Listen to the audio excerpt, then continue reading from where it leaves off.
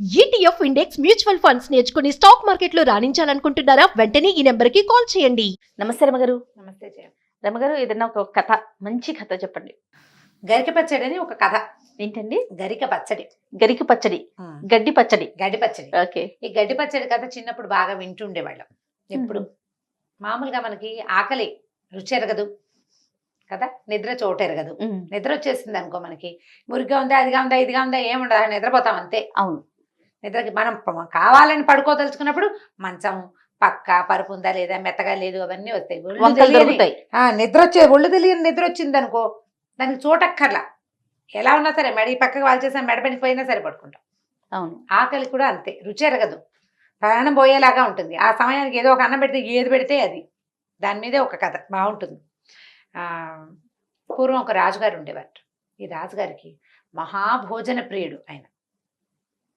రకరకాల వెరైటీస్ చేయించుకుని తింటూ ఉండేవాడు. అయితే వాళ్ళ ఇంట్లో వాళ్ళ ఊళ్ళలో, ఇప్పుడు మన ఊళ్ళో తిండి కొన్నాళ్ళు తింటుంటామా, కొంచెం వెరైటీ కోరుకుంటాం.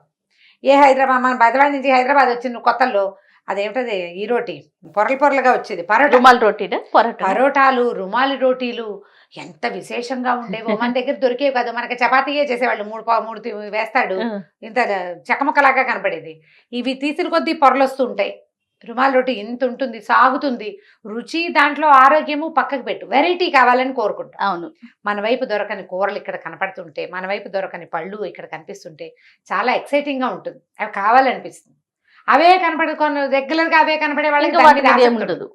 ఈయన కూడా, ఈ రాజుగారికి కొంత వయసు వచ్చాక ఈ తిండి మీద నచ్చటం మానేసింట. అన్నం సహించట్లేదు అని రోజు వైద్యుడికి చెప్పేవాడు. వైద్యుడు అన్నాడు, అట్లా కాదు మహారాజా, మీరు ఎంత భోజన ప్రియులైనా మన రెగ్యులర్ వంటలే తినడం వల్ల మీకు అలా ఉంది. కొంచెం చుట్టుపక్కల రాజ్యాల నుంచి వంట వాళ్ళని రప్పిద్దాం, వాళ్ళ వెరైటీలు చేసి పెడతారని అనేసరికల్లా ఈయన ఏం చేశాడు, పక్కన ఉన్న కాంభోజ రాజ్యం నుంచి వంట వాళ్ళని కొంతమందిని పిలిపించుకున్నారు. వాళ్ళ దగ్గర మనకి ఇక్కడేమో ఊరికే వంకాయ, బెండకాయ, కాకరకాయ అవి దొరుకుతాయి, అక్కడ క్యాబేజీ, క్యాలీఫ్లవర్ అవి దొరుకుతాయి. వాళ్ళు వచ్చి క్యాబేజీలు, క్యాలీఫ్లవర్లతోటి డిఫరెంట్గా వండటం మొదలుపెట్టారు. ఒక 6 నెలలు, సంవత్సరం బాగుంది. అప్పుడప్పుడు ఇవి తిని వెరైటీగా అవి కూడా తింటుండేవారు. ఓ సంవత్సరం తర్వాత ఆయనకి వేధవ క్యాబేజీ, దిక్కుమాల క్యారెట్ అనిపించడం మొదలుపెట్టింది. నచ్చట్లేదు, మళ్ళీ కొంచెం ఫుడ్ మార్చాలనుకున్నారు. మళ్ళీ ఇంకెక్కడి నుంచో బెంగాలీ వంట వాడిని ఒక ఆయన పిలుచుకొచ్చారు. ఆయన బోల్డ్ వండాడు, పప్పులతో రకాలు, తాటిపళ్ళతో అప్పాలు, ఇలాంటివి బోల్డ్ అని చేశాడు. కొన్ని రోజులు బాగుంది, చాలా వెరైటీలు ఉన్నాయి. అది కూడా బోర్ కొట్టింది. పాత ఫస్ట్ వెరైటీ కూడా బోర్ కొడుతోంది. మన మొదట్లో రోజు మనం ఎప్పుడు తినే వంకాయ కూర, బెండకాయ కూర కూడా విసుగ్గానే ఉంది. అక్కడి నుంచి ఏమైంది, వైద్యుడు అన్నాడు, వైద్యుడు ఆయన సలహాదారు అనమాట, భోజన సలహాదారు. పాత్ర వల్ల కూడా ఉంటుంది మహారాజా, బంగారు పాత్రలో తినండి, వెండి పాత్రలో తింటాం. మామూలుగా అన్నం తినడానికి ఏమిటి, వెండి పాత్ర శ్రేష్టం, వెండి కంచం మధ్యలో చిన్న బంగారు పువ్వు వేసుకుని తినాలంటారు. ఆ కంచులో తినేవాళ్ళు, కంచు పాత్రల్లో, కంచాల్లో కూడా తినేవాళ్ళు. లేకపోతే ఏం చేస్తారు, అప్పట్లో ఉండే విస్తరాకుల్లో, తారిటాకుల్లో, ఏవో ఆకుల్లో తినేవాడు. రాజుగారికి ఆకుల్లో తినాల్సిన కర్మం ఏమిటి, లోహ పాత్రల్లో తింటాడు. వెండి కంచాల్లో తినేవాడు, బంగారు పువ్వు వేసి. బంగారు కంచం చేయించి తినండి. బంగారు కంచంలో వేడి వేడి అన్నం పెట్టి కూరలు వేస్తే దాని రుచి అమోఘం, దానివల్ల మీకు ఎంతో బాగుంటుంది అన్నారు. ఇవన్నీ తీసి పారేశారు, వెండి కంచాలు, బంగారపు గ్లాసు, బంగారపు కప్పు, బంగారపు స్పూను, బంగారపు కంచం. కొన్నాళ్ళు చూశారు, ఏమీ నచ్చట్లేదు ఈయనకి, వంట నచ్చటం లేదు, వెరైటీ కావాలి. ఆకలి వేయటం మానేసింది ఆయనకి. ఆకలి వేయట్లేదు. ఆకలి ఎప్పుడు వేస్తుంది, భోజనానికి మధ్య గ్యాప్ ఉంటే ఆకలి వేస్తుంది. ఇన్ని వెరైటీలు, ఇంతమంది వంట వాళ్ళని సాటిస్ఫై చేయాలంటే ఏదో ఇంత అంతా తింటుండాలి, ఆకలి ఎక్కడేస్తుంది. సరే, విసుగ్గా ఉండేది ఆయనకి. ఏమిటి, ఆయన ఏమో భోజన ప్రియుడు, చక్కగా తినాలని ఉంటుంది, సాటిస్ఫాక్షన్ లేదు తిండిలో. సరే, ఒకసారి ఏమైందంటే ఆయన ఏమనుకున్నాడు, ఈ పిచ్చి పిచ్చి వంటలు కాదు, చాలా కూరలు, నార్లు, పప్పులు, పెసరపప్పులు, కందిపప్పులు తెగ తినేసాం, అడవికి వెళ్ళి వేటాడి ఫ్రెష్ మాంసం తెచ్చుకుని వండించుకుని తింటా. ఎవరినో వేటాడి తెమ్మంటాం కాకుండా తనే వేటాడాలని భావించి మంత్రి గారిని తోడు తీసుకుని కొంతమంది జనాలను వెంబడి పెట్టుకుని వెళ్ళేసరికల్లా అందరూ ఓ చోట ఉంటే ఆయన కొంచెం డిఫరెంట్గా ఆలోచిస్తాడు కదా. ఆయన మంత్రి గారు ఇద్దరు కలిసి కొంచెం లోపలికి పోయేసరికల్లా సరే కొద్దిగా దారి తెప్పాక వీళ్ళు అటు ఇటు చూసుకున్నారు. వాళ్ళు ఎవరు కనపడలేదు. ఇంతలో పులి వస్తున్న సందడి తెలుస్తోంది. ఇతను అన్నాడు, మహారాజా మనం చెట్టెక్కి కూర్చుందామండి, పులి వస్తోంది, పులి ప్రమాదం అంతా, చుట్టుపక్కల వాతావరణం అంతా కామ్గా అయిపోయింది, పులి వచ్చేటప్పుడు వాతావరణం నిశ్శబ్దంగా అయిపోవడం జరుగుతాయి కదా, మంత్రి తెలివైనవాడు. ఇతను హట్, నేను మంత్రి, నేను రాజుని, నాకు తెలియదా అన్నాడు. తీరా వీళ్ళు ఒక చెట్టు ఎక్కుతూ ఉండగానే చిరుతపులి కనపడింది. ఓహో. దాంతో భయం వేసేసింది రాజుకి. భయం వేసి చెట్టు ఎక్కకుండా దిగి పరిగెత్తడం మొదలుపెట్టాడు. గుర్రం ఉంది, గుర్రం ఎక్కచ్చు. ఆ కంగారులో ఆయనకి తెలియలే, ఆలోచన రాల. ఆయన పరిగెత్తాడు. ఈ మంత్రి మరి రాజును రక్షించుకోవద్దు, మంత్రి కూడా యథాశక్తి పరిగెత్తాడు. ఆ చిరుతపులి వీళ్ళ కోసం రాల, నిజానికి అదేదో లేడో దిప్పో దేన్నో వేటాడడానికి వచ్చింది. అవి దాక్కున్నాయి, వాటిని మాటేసి వేటాడడానికి వచ్చింది. కానీ వెనకాల చిరుతపులి వస్తోందన్న భయంతో రాజు దిక్కుతోచకుండా పరిగెత్తేశాడు. అతని వెనకాలే ఈ మంత్రి కూడా పరిగెత్తాడు. పరిగెత్తి పరిగెత్తి పరిగెత్తి కాళ్ళు పీకులు వచ్చేదాకా పరిగెడితే ఒక చిన్న పల్లెటూరు లాంటిది ఏదో కనపడింది. అడవుల్లో ఏముంటాయి, ఒక 20-30 గుడిసెలుండి, చుట్టూతా ఒక చిన్న కంచుండి, క్రూర మృగాలు రాకుండా మధ్యలో నెగ్గళ్ళు వేసుకుని అలా ఉంటారు. మరి నెగ్గడు ఉంచుకుంటారు. ఆ మంట ఉంటే జంతువుల దగ్గరికి రాకుండా ఉంటాయి. ఉన్నాయి ఒక 40 కుటుంబాలు 30 కుటుంబాల దాకా. అందులోకి వెళ్ళిపోయారు. వెళ్ళేసరికల్లా రాజుగారికి ప్రాణం కడబట్టిపోతోంది. ఈ మధ్య ఆకలేయటం మానేసింది కదా, ఈ పరిగెత్తటము, ఈ కంగారు, పొద్దున ఎప్పుడో తిన్న భోజనము, చెట్లెక్కటాలు పొట్లెక్కటాలు, ఒళ్ళుపై తెలియకుండా పరిగెత్తాలు, ముళ్ళు గిళ్ళు కొమలు రాసుకుని ఒళ్ళంతా చీరిపోయినాయి కాళ్ళు చేతులు. ఆకలి ప్రాణం పోతుంది ఆయన. పైగా వేళకి 2 గంటలకి ఆహారం తినేవాడికి 6-7 గంటలు అయితే చచ్చిపోరు ఆకలికి. ఆయనకి ప్రాణం పోతుంది. సరే, ఈయన ఏం చేశాడు మంత్రి, ఆ ఒక ఇంటి వాకిట్లో కూర్చొని, బాబు రాజుగారు, మన దేశపు రాజు, ఏదైనా ఆహారం ఉంటే పెడతారా అని అడిగాడు. ఏర్పాటు చేశాడు. భోజనం ఏర్పాటు మరి మంత్రి గారు చూసుకోవాలి. నాకు కూడా ఆకలిస్తుందని మంత్రి గారు మూల కూర్చుంటే కుదరదు కదా. అంతేగా. సరే, ఆ ఇంటి అతను ఏమన్నాడు, బీద పాత ఇల్లు అది. ఇప్పుడు ఈ వాళ్ళు అడవుల్లో ఉండే ఇల్లు, హర్మ్యాలు అవి ఉండవు కదా.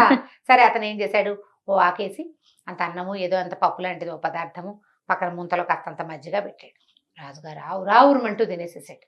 మామూలుగా కాదు, పెట్టిన అన్నం అంతా తినబారేశాడు. తినేసి అమ్మయ్యా అనుకుని, ఎంత బాగుంది, అమృతంలాగా ఉంది ఆహారం.